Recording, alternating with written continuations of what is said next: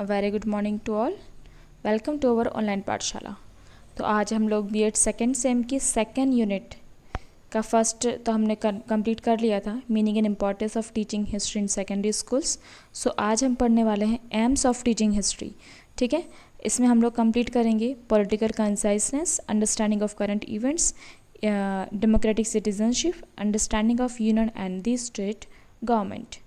ठीक है, so let's start करते हैं। हम लोग पढ़ रहे थे हिस्ट्री की एम्स क्या है, हिस्ट्री पेडोलॉजी का एम्स क्या है। ठीक है, and according to syllabus this terms are used: राजनीतिक सीमितता, पॉलिटिकल कंसाइसनेस, वर्तमान घटनाओं की समझ, that is the understanding of current events, प्रजातांत्रिक नागरिकता, डेमोक्रेटिक सिटीजनशिप, संघीय और राज्य शासन की समझ, that is understanding of union and state government. ठीक है, सो ये अगर इन टर्मिनोलॉजी का यूज़ होता है कि इसके परिप्रेक्ष्य में राजनीतिक सीमितता का क्वेश्चन आ चुका है, प्रजातांत्रिक नागरिकता का क्वेश्चन आ चुका है। ठीक है, सो मे बी इस टाइम वर्तमान घटनाओं की समझ आ जाए। ये क्वेश्चन भी शायद लास्ट 3 ईयर पहले आ चुका है। ओके, सो अब हम इसको थोड़ा समझ लेंगे। तो राजनीतिक सीमितता, इट मीन्स हिस्ट्री शिक्षण आपकी राजनीतिक सीमितता को कैसे कम करती है। ठीक है, राजनीतिक सीमितता इट डजेंट मीन, मतलब हम लोग राजनीति को क्या समझते हैं कि बस चुनाव दो, प्रतिनिधि बन गया और वो उनके चला रहा है। सिर्फ राजनीतिक सीमितता हमारा कर्तव्य बस मतदान देने तक सीमित नहीं है। ठीक है, अच्छा, अब हर कोई राजनेता नहीं बन सकता और हर कोई मतलब शासन नहीं कर सकता। तो नागरिक जो बाकी जो नागरिक रहते हैं उनका क्या कर्तव्य होता है, तो हिस्ट्री शिक्षण हमें ये सब चीज़ें सिखाता है। ठीक है, तो जो हिस्ट्री है वो सबसे पहले हमें नेतृत्व सिखाता है। नेतृत्व इन द सेंस हम लोग हिस्ट्री में राजा महाराजाओं को पढ़ते हैं कि चाणक्य ने क्या नीति बताई है, अशोका ने क्या बताई है, मगध साम्राज्य में क्या चला, मतलब ये सब चीज़ें क्या होती है, नेतृत्वकर्ता जो होती है, तो उनके जो गुणों को आत्मसात करके हम आज यूज़ कर सकते हैं। ठीक है, तो समझ में आ रहा है क्वेश्चन। अगर हिस्ट्री शिक्षण का राजनीतिक सीमितता में उपादेयता पूछते हैं तो हमें ये आंसर लिखना है। ठीक है, और आंसर में आप कुछ तो भी लिखेंगे तो आपके नंबर नहीं मिलेंगे। तो राजनीतिक सीमितता, ठीक है, मतलब आप राजनीतिक कितना कॉन्शियस हैं, आप हिस्ट्री शिक्षण से कैसे राजनीतिक कॉन्शियस बन रहे हैं, कुल मिला के इतनी बात है। ठीक है, तो पहली चीज़ तो आप नेतृत्व के गुण सीख रहे हैं। ठीक है, हिस्ट्री में। दूसरा, आप अंधराष्ट्रीयता से दूर हो रहे हैं, मतलब अंधराष्ट्रीयता का आप समझ रहे हैं, ये बोल सकते हैं। अंधराष्ट्रीयता इट मीन्स केवल मेरा राष्ट्र है, इसके अलावा कुछ नहीं। ठीक है, ये होती अंधराष्ट्रीयता। फॉर एग्जांपल हिटलर जो था, उन्होंने जर्मनी की मतलब बस जर्मनी को देखा कि मेरा बस ये है कि मैं जर्मनी को बचाऊं, बस, उसके अलावा तो मतलब लोगों की जान जाए या मानवीय मूल्य का कोई इसमें ध्यान नहीं रखा। ठीक है, तो हमें अंतर्राष्ट्रीयता का ज्ञान होता है कि हमें ये चीज़ें नहीं करना चाहिए। प्लस में अगर हम हिस्ट्री शिक्षण करते हैं तो हमें अपने अधिकार पता होते हैं, अधिकार और कर्तव्य, अधिकार प्लस कर्तव्यों का ज्ञान होता है हम। ठीक है, हमें इनका ज्ञान होता है कि अधिकार और कर्तव्य हमें यूं ही नहीं मिल गए, कई दशकों तक मतलब लड़ाइयाँ हुई, बलिदान हुए, महापुरुषों के विचार आए। ठीक है, लोगों ने इतना जनमत संग्रह हुआ, ये बहुत सारी चीज़ें हुई, तब जाके हमें अधिकार और कर्तव्य मिले। तो हमें अधिकार और कर्तव्य के प्रति जागरूक करते हैं। ठीक है, इसमें जितनी भी टर्म यूज़ होंगी सब राजनीति से रिलेटेड होंगी। ठीक है, नेक्स्ट अपना है कि हमारा तर्क प्लस निर्णय शक्ति का विकास होगा, निर्णय शक्ति का विकास। ठीक है, राजनीति में भी तर्क और निर्णय शक्ति ज़रूरी है। ठीक है, निर्णय तो राजनीति में निर्णय, जैसे कोई भी जो हमारी नीतियाँ चल रही है वो सभी के निर्णय कौन लेता है, हमारे राजनेता लेते हैं ना। ठीक है, तो हमारा तर्क कि हाँ हमें ST SC को आरक्षण देना चाहिए या नहीं देना चाहिए, हमें मतलब आर्थिक देना चाहिए, सामाजिक देना चाहिए, तो ये निर्णय और तर्क शक्ति भी हमें इतिहास शिक्षण से प्राप्त होती है। एक हम लिख सकते हैं कि वैज्ञानिक दृष्टिकोण। ठीक है, तो इतिहास से हमारा वैज्ञानिक दृष्टिकोण निर्मित होता है, क्योंकि इतिहास है वो हमें सिखाता है कि परिस्थिति के अनुसार वैज्ञानिक या तार्किक कैसे हुआ जाए। ठीक है, परिवर्तन, जैसे इतिहास परिवर्तन है वैसे विज्ञान भी परिवर्तन है। ठीक है, आवश्यकता के अनुसार ये इसमें परिवर्तन और से बेहतर बनता है। तो ये हमारे वैज्ञानिक दृष्टिकोण को बनाता है। एक आ जाएगा हमारी राजनीतिक समझ।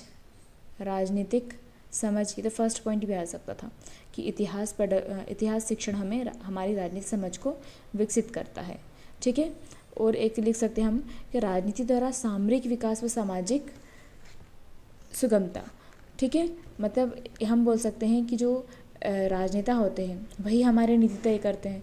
मतलब कुल मिला के हमारा सामरिक विकास की नीति और सस्टेनेबल डेवलपमेंट, सतत विकास की नीति, या फिर सामाजिक सुधार, ये सब हम हिस्ट्री शिक्षण से राजनीतिक सीमितता को राजनीतिक में अध्ययन करते हैं। ठीक है, तो हिस्ट्री पेडोलॉजी से हमें ये सब चीज़ें अध्ययन होती हैं, हम उसका अवबोध करते हैं। ठीक है, और उसका अनुप्रयोग करते हैं अपने जीवन में। यही सिखाना है, यही हमारे व्यक्तित्व में लाना हिस्ट्री शिक्षण का मेन उद्देश्य तो है। ठीक है, समझ में आ गया। तो राजनीतिक सीमितता में कौन कौन से पॉइंट्स आएंगे? नेतृत्व का गुण, ठीक है, अंतर्राष्ट्रीयता की समझ, अधिकार व कर्तव्यों का, तर्क निर्णय शक्ति का विकास, ठीक है, वैज्ञानिक दृष्टिकोण का विकास, राजनीतिक समझ, सामरिक विकास और सामाजिक सुधार की समझ, और एक लास्ट हम सभी में जोड़ देते हैं, जब नई पॉइंट बन रहे तो हम लिख सकते हैं अंतर्राष्ट्रीय सद्भावना व सहयोग। ये भी राजनीति से संबंध है। ठीक है, अंतर्राष्ट्रीय सद्भावना व सहयोग। ठीक है, क्योंकि हम लोगों ने गुट निरपेक्ष जो अंतर्राष्ट्रीय जो होते हैं संगठन वगैरह हो रहे हैं, अंतर्राष्ट्रीय युद्ध जो हुए हैं, उनसे हम क्या सीख रहे हैं? अंतर्राष्ट्रीय सद्भावना व सहयोग की भावना को सीखते हैं। ठीक, ये हो गया हमारा राजनीतिक सीमितता। एक पेज में आंसर लिखना है, मतलब अबाउट 50 to 100 वर्ड्स में लिखना है शायद, या 100 to 150, हाँ 50 to 100 दिए, तो आप ये पॉइंट्स को मतलब 1 to 3 पॉइंट में लिख सकते हैं। ठीक है, अब नेक्स्ट आता है वर्तमान घटनाओं की समझ। अब इसका अगर ये क्वेश्चन आता है कि जो इतिहास शिक्षण है उसका वर्तमान घटनाओं की समझ में क्या उपादेयता है, तो इसमें आप क्या लिख सकते हैं? इसको यहाँ लिख देते हैं। ठीक है, पहला तो ये इतिहास शिक्षण हमें सिखाता है कि समाज में समायोजन कैसे करना है। समाज में समायोजन मतलब अडॉप्ट कैसे करना है, किसी समाज में किस प्रकार अडॉप्ट किया जाता है। सब समाज अलग अलग होते हैं, सब समाज की रीतियाँ अलग होती है। ठीक है, तो सभी विभिन्न प्रकार के समाजों में समायोजन किस प्रकार किया जाए। ठीक है, ये हमें इतिहास के अनुभव सिखाते हैं। समाज की जो संचालन प्रणाली है, समाज की संचालन, ठीक है, तो जो शुरू से परंपराएं चलती आई है, जो रूढ़ियाँ चलती आ रही है, उनमें एकदम से परिवर्तन नहीं किया जा सकता। उन्हें धीरे धीरे शनै मतलब परिवर्तन किया जाता है। तो इतिहास शिक्षण हमें सिखाता है कि हमें एकदम से बगावत नहीं करना चाहिए, पहले मानसिकता सेट करना पड़ती है हमारी जो बड़ी पीढ़ी है उनकी।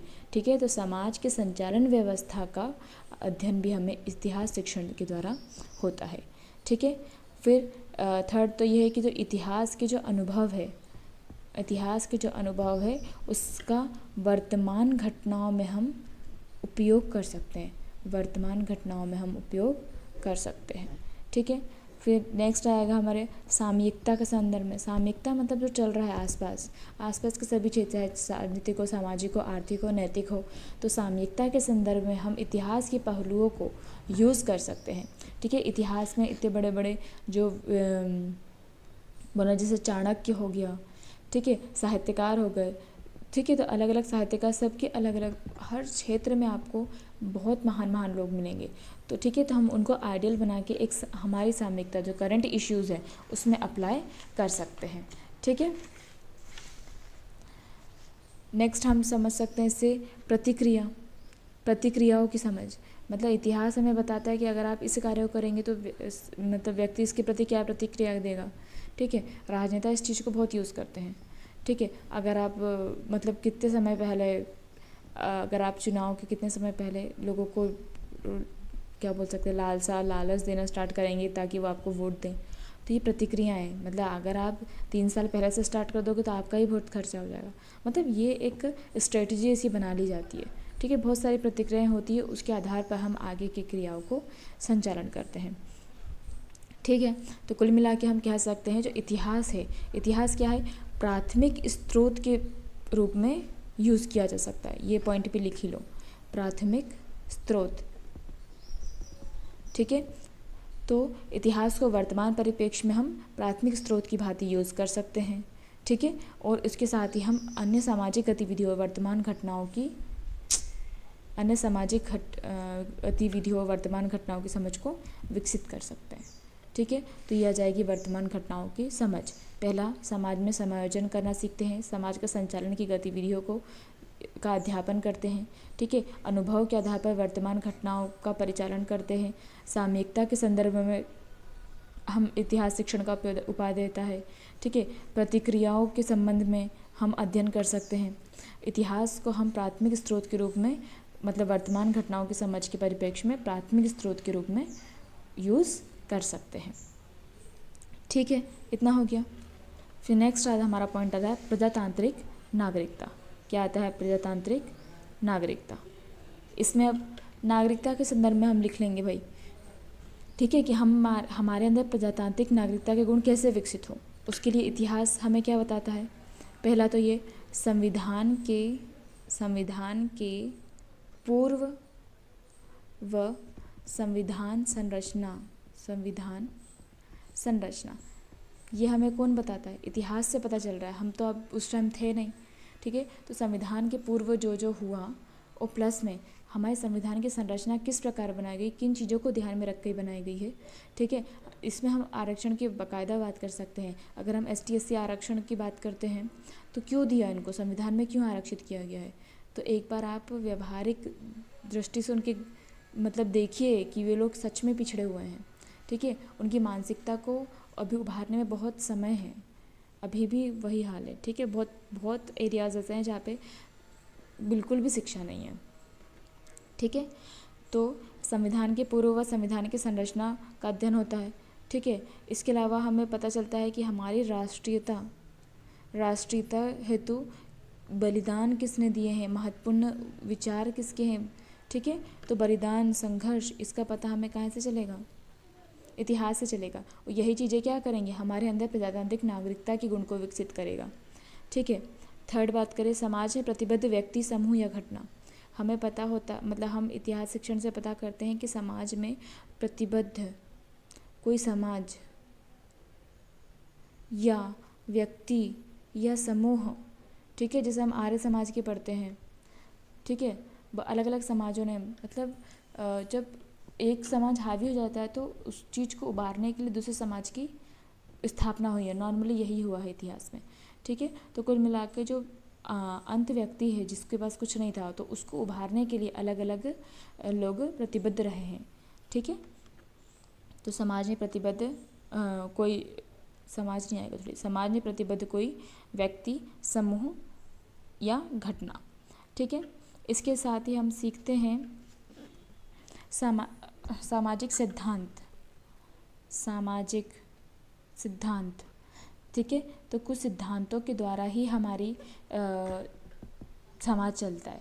ठीक है, जैसे कुछ सिद्धांत है, जिसको करना चाहिए, इसको नहीं करना चाहिए, रूढ़ी बन गई है। तो ये सब चीज़ें हमें इतिहास बताता है। कुछ सिद्धांत है, उन्हीं के आधार पर कार्य किया जाना चाहिए। ठीक है, इसके बाद अपन लिख सकते हैं कि नागरिक संघर्ष वगैरह के बारे में, हालांकि इसमें आ गया है बलिदान संघर्ष। और और पॉइंट हम लिख सकते हैं जैसे प्रजातंत्र के मूल तत्व, प्रजातंत्र के मूल तत्व, उद्देश्य और लक्ष्य। ठीक है, तो इतिहास शिक्षण हमें प्रजातंत्र के मूल तत्व, उद्देश्य और लक्ष्य से अवगत कराता है। ठीक है, तो उसके मूल तत्वों का हम समझकर उसको भी अपने उद्देश्यों में शामिल कर अपने लक्ष्यों को उसके ही अनुरूप ढालते हैं। ठीक है, और लास्ट में वही पॉइंट लिख देना अपना, अंतर्राष्ट्रीय सहयोग व सद्भावना का विकास। ठीक है, क्योंकि ये चीज़ भी हमें सिखा ही रही है ना, प्रजातांत्रिक नागरिकता, इसके अंतर्गत भी आएगा वो गुण। तो क्लियर है? तो ये आ जाएंगे हमारे प्रजातांत्रिक नागरिकता के गुण। पहला आ जाएगा संविधान के पूर्व व संविधान संरचना का अध्ययन होता है। ठीक है, राष्ट्रीयता हेतु जो बलिदान और संघर्ष हुए है उसका पता चलता है। समाज में जो प्रतिबद्ध व्यक्ति, समूह या घटना है उसके बारे में जानकारी होती है। ठीक है, सामाजिक सिद्धांतों का पता चलता है। ठीक है, प्रजातंत्र के मूल तत्व, उद्देश्य और उसके लक्ष्य क्या हैं। अंतर्राष्ट्रीय सद्भावना व सहयोग की विकास होता है। तो ये प्रजातांत्रिक नागरिकता के गुण में इतने पॉइंट्स आ जाएंगे। ठीक है, लास्ट हमारा बचता है संघीय और राज्य शासन की समझ। तो ये इतिहास से कैसे मिल रहा है हमें। ठीक है, आज जो हमारी व्यवस्था है संसदीय प्रणाली, क्या वह शुरू से थी? नहीं। स्वतंत्रता के पूर्व क्या थे हम? ठीक है, मतलब अंग्रेजों का शासन था, अंग्रेजों के पहले फिर मुग़ल थे, फिर उसके पहले दिल्ली थी, तो ऐसे कर करके आए हुए हैं हम। ठीक है, तो इसमें हम क्या लिखेंगे, understanding of union and state government. तो प्रत्येक नागरिक राष्ट्र के संघ व राज्य का हिस्सा है। ये तो पहला पॉइंट आ ही जाएगा कि प्रत्येक नागरिक, हम सब क्या हैं, नागरिक है, हर कोई नेता नहीं हो सकता, तो अभी फ़िलहाल तो हम नागरिक हैं। ठीक है, तो प्रत्येक नागरिक क्या है, संघ और राज्य का हिस्सा है, संघ और राज्य का हिस्सा है। अस्तु उसके निर्माण के पीछे कि ये क्यों बनाया है, ठीक है, इसके निर्माण क्या के पीछे उसके उद्देश्य, मतलब उसका निर्माण कैसे हो, उसके उद्देश्य क्या है और इसके लक्ष्य क्या है, क्या प्राप्त करना चाहता है, तो ये सब चीज़ें हम इतिहास से सीखते हैं। ठीक है, क्या ये प्रत्येक नागरिक राष्ट्र व संघ का एक हिस्सा है, अस्तु उसके निर्माण के पीछे के उद्देश्य, ठीक है, उसके लक्ष्य और समय समय पर किए गए आवश्यकता अनुसार संशोधन, इसमें संशोधन भी होते हैं, संशोधन, ठीक है, और समय समय पर किए गए आवश्यकता अनुसार संशोधन, ये सब का अध्ययन हमें कौन कराता है, इतिहास कराता है। ठीक है, इसके अलावा हमें संघ और राज्य के जो अधिकार है उसके अवगत कराता है कि कितने अधिकार है उनके हमारे ऊपर। जैसे जो व्यक्तिगत हमारे अधिकार है उसको सरकार हमसे नहीं छीन सकती, हमारे खाने का अधिकार, सोने का अधिकार, वो हमें नहीं मना कर सकती सरकार, ये हमारे व्यक्तिगत अधिकार है, इसको हमसे कोई भी नहीं छीन सकता है। ठीक है, तो ये सब हमें इतिहास से पता चलता है। तो इसके कर्तव्य, इसके अधिकार क्या हैं संघ राज्य के, इसके कर्तव्य क्या है, इसके गुण क्या है, किन किन दोष से, क्योंकि हर चीज़ में केवल गुण नहीं होते हैं, दोष भी होते हैं, तो क्या क्या दोष है उसके। ठीक है, इसके अलावा जो न्यायपालिका, हमारे तीनों जो स्तर हो गए, एक न्यायपालिका, कार्यपालिका, व्यवस्थापिका, उनके अधिकारीगण, उनके कार्य कर्तव्य, ये सभी का बोध, मतलब ये सब हमारे संघ और राज्य के अंतर्गत ही आ रहा है ना, तो ये सभी का बोध हमें इतिहास शिक्षण के द्वारा होता है। एक बार और इसको कर लेते हैं कि इतिहास शिक्षण, क्वेश्चन आता है इतिहास शिक्षण में संघ और राज्य शासन की समझ में किस प्रकार उपादेयता है, मतलब किस प्रकार उनसे शिक्षण उपयोगी सिद्ध होता है। तो पहला तो ये कि प्रत्येक नागरिक राष्ट्र व संघ के एक हिस्सा होता है, अस्तु उसके निर्माण क्यों किया गया, किस उद्देश्य से किया गया, किस लक्ष्य से किया गया, ये एक नागरिक को जानना आवश्यक है। इसके साथ ही समय समय पर जो संशोधन हुए हैं आवश्यकता अनुसार, उनका अध्ययन भी इतिहास के द्वारा होता है। ठीक है, इसके जो अधिकारीगण होते हैं उनके कर्तव्यों का बोध होता है। ठीक है, इसके अलावा संघ व राज्य के दोष, गुण, ये आदि का बोध हमें इतिहास शिक्षण के द्वारा होता है। ठीक है, और लिख सकते हैं कि जो इसके तीनों स्तर है, संघ राज्य के जो स्तर हैं, न्यायपालिका, विधायिका, कार्यपालिका, उनके अधिकारीगण, उनके कार्य कर्तव्य आदि का बोध हमें इतिहास शिक्षण के द्वारा होता है। ठीक है, तो ये 4-5 पॉइंट्स हैं, 5 से 100 शब्दों में तो आराम से हो जाएंगे ये। ठीक है, तो ये चारों जो हमने लिए थे सिलेबस से, वो आपको एक्सप्लेन कर दिया। अगर इसमें भी और कुछ और सरल वर्ड चाहिए तो आप कमेंट कर सकते हैं। वैसे तो इससे ज़्यादा सरल और क्या ही लोगे, मतलब अभी थोड़ा सा हमें लैंग्वेज को सुधारना होगा, हम बच्चों तरह नहीं लिख सकते हैं। ठीक है, तो वो जो मैंने हेडिंग्स डाली है आप उनको ब्लैक पेन से राइट करिए और उसके आगे का ब्लू से करिए। ठीक है, पॉइंट्स में लिखना है 1 2 3, ऐसा नहीं कि हेडिंग डाल के रखें, हेडिंग नहीं डालना है, केवल जो पॉइंट है उसको हाईलाइट करना, आंसर ऐसे ही लिखना है आपको। Okay, thank you.